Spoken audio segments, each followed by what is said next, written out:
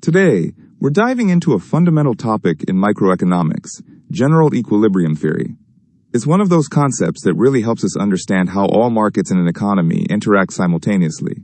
Yeah, it's fascinating because, at first glance, markets might seem independent, but general equilibrium shows us they're deeply interconnected.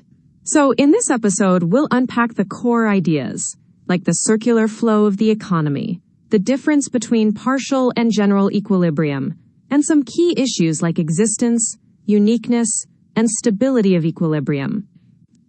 Exactly. And while the math behind it can get pretty intense, the underlying concepts are actually quite intuitive and crucial for grasping how economies function as complex, interdependent systems. So let's start with the circular flow model. It's a classic way to visualize economic interdependence. Households supply factors of production, land, labor, capital, entrepreneurship to firms. Firms then use these inputs to produce goods and services. Right, and there's this continuous flow of money and real goods moving in opposite directions. Money flows from firms to households as income, and from households back to firms as expenditure on goods.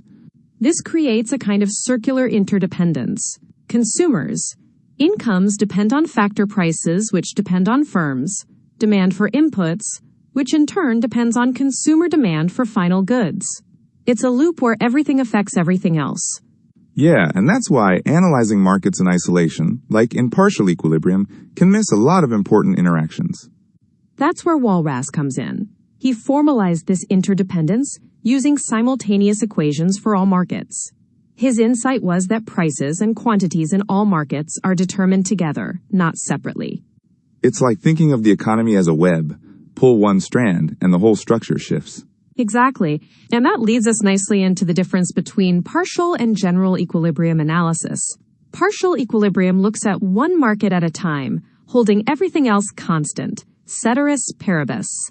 Which is useful for understanding specific markets, but it ignores spillover effects and feedback from other markets. It assumes the market is small enough not to affect others, which is often unrealistic.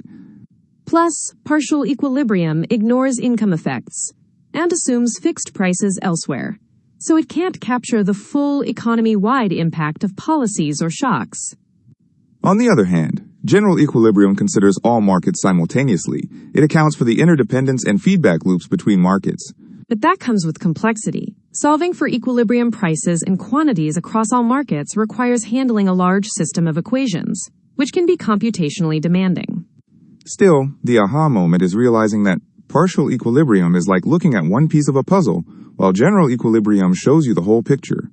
So true. Now, moving on to the three fundamental questions in general equilibrium theory: existence, uniqueness, and stability of equilibrium. First, existence.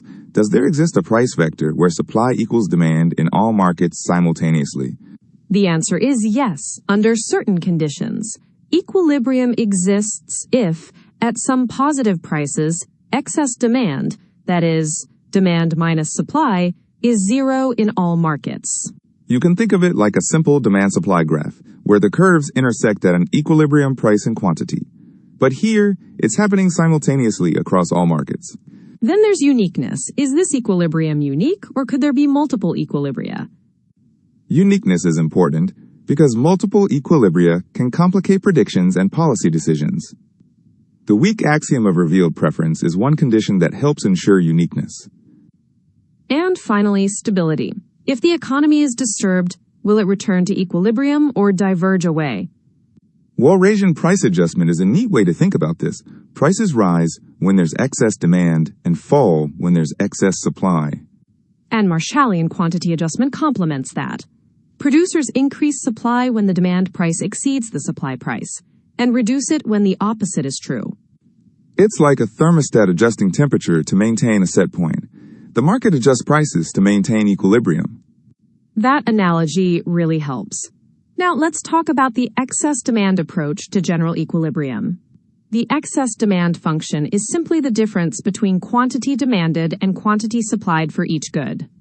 Equilibrium occurs when excess demand is zero for all goods.